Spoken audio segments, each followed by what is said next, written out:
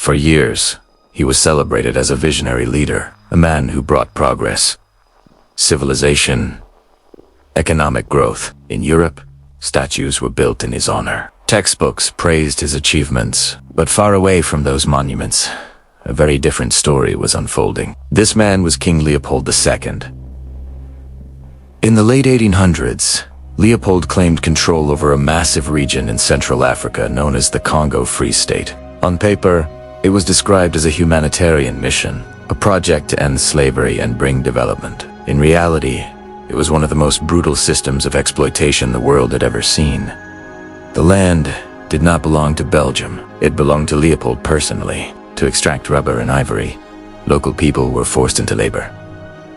Villages were held hostage. Families were torn apart. If workers failed to meet quotas, punishment followed. Hands were cut off.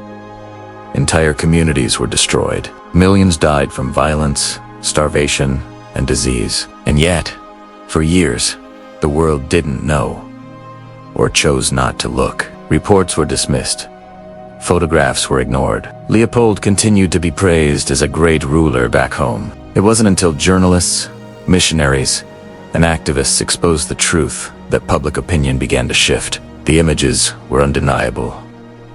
The testimonies horrifying. International pressure finally forced Leopold to give up control of the Congo. By then, the damage was irreversible. Today, historians estimate that millions of lives were lost under his rule. Statues are now questioned, monuments are debated, and the story is retold not as heroism, but as a warning. History reminds us of something uncomfortable.